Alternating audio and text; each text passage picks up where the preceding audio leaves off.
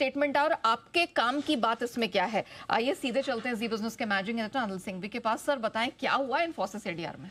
तो देखिए, इन्फोसिस के एडीआर में शुक्रवार देर शाम टॉक ऑफ द टाउन यही था कि हम जहां बुल रन को लेकर समेटने में लगे थे, लेकिन जो कुछ इन्फोसिस के एडीआर में हुआ मैं आपको बता दूं।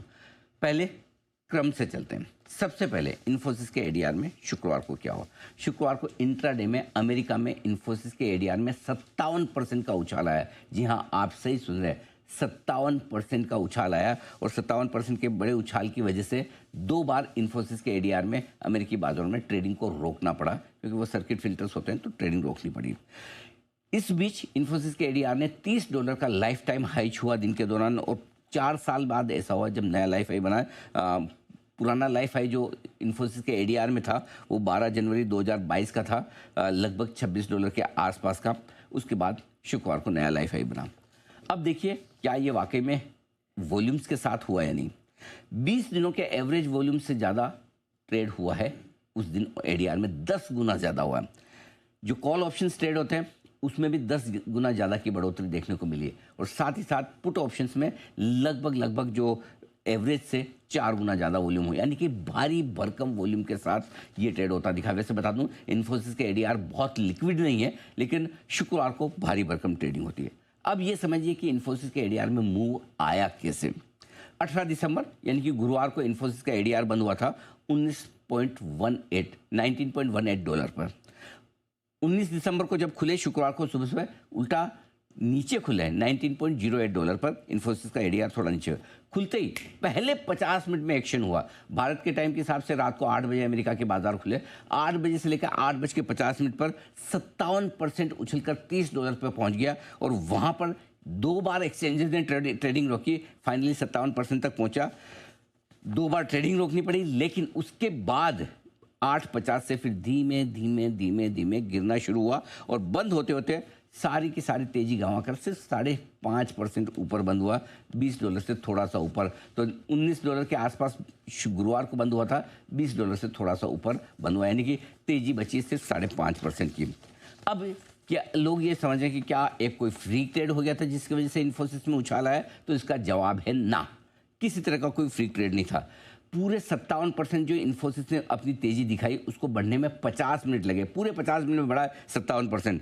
फ्री ट्रेड होता है तो एक बार में होता है, एक टिक में होता है, फटाक से होता है, 1 मिनट में होता है, और उसके बाद प्राइसेस नॉर्मल होने लगती है। यहाँ पर हर एक टिक बाय टिक वॉल्यूम्स हुए, बढ़ता गया, धीमे बढ़ा और पहुंचा 50% पे। तो अगर फ्री ट्रेड नहीं तो क्या, फिर हुआ क्या, ये आप जानना समझना चाहते हैं। ज़्यादा संभावना इस बात की है कि डेटा फीड में कोई न कोई गलती हुई है, उसके बाद एक के बाद एक ट्रेड होते दिखे। फॉर एग्जाम्पल, कोई पर्टिकुलर लेवल ट्रेड करने का आप इन्फोसिस की बजाय किसी और स्टॉक में डालना चाहते थे, राइट? कोई XYZ खरीदना चाहते थे स्टॉक उस प्राइस में, उसकी जगह आपने इन्फोसिस का कोड डाल दिया। या कोई इन्फोसिस ही खरीदना हो लेकिन आपने प्राइस गलत डाल दी हो। और उसके बाद क्या होता है, जब एक के बाद एक ट्रेड होने लगते हैं तो फिर एल्गो ट्रेडिंग आपकी एक्शन में आ जाती है, क्योंकि उनके लिए प्राइस और वॉल्यूम का एक्शन मिलता है। जैसे ही प्राइस और वॉल्यूम का एक्शन मिलता है, नए से नए ट्रेड आपके एल्गो के ट्रिगर होते हैं। और जैसे जैसे एल्गो ट्रेड ट्रिगर होते गए, शॉर्ट कवरिंग भी होगी, फ्रेश खरीदारी भी बनी होगी, क्योंकि हर एक लेवल के ऊपर आप निकलेंगे तो नए ट्रिगर्स बनेंगे, नए लेवल्स आएंगे, नए ट्रेड जनरेट होंगे।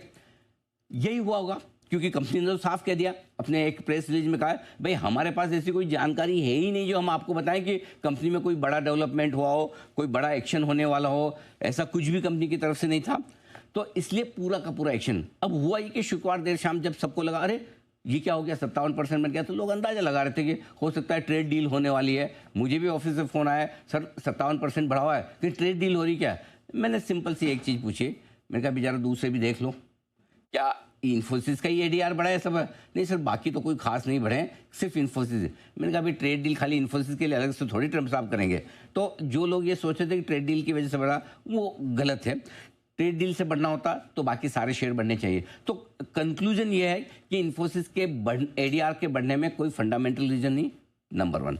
नंबर 2, पूरी की पूरी ये टेक्निकल रीजन से, जिसमें टेक्निकली भी ऐसा नहीं चार्ट्स पे संकेत हो, डेटा फीड की एरर और उसके बाद एल्गो ट्रेड एक के बाद एक ट्रिगर होना, यही सब कुछ है इन्फोसिस में। आप पूरी तरह से समझ लीजिए और आराम से शांति से इन्फोसिस के एडीआर को पीछे छोड़िए। 5.5% जो इन्फोसिस का एडीआर बढ़ा है और 7% विप्रो का एडीआर जो बढ़कर बंद हुआ, उस पर फोकस कीजिए। बिल्कुल, thank you so much sir, इतने बेहतरीन तरीके से हमारे दर्शकों को समझाने के लिए, क्योंकि ओवर द वीकेंड इस चीज को लेके बड़ा कंफ्यूजन हो रहा था कि इन्फोसिस एडीआर में आखिर ऐसा हुआ क्या, जब एक इतना बड़ा आईटी स्पेस का नाम 57% बढ़ जाता है और बंद होता है सिर्फ 5% मजबूत, तो फिर हर तरह की शंकाएं, हर तरह की आप कह सकते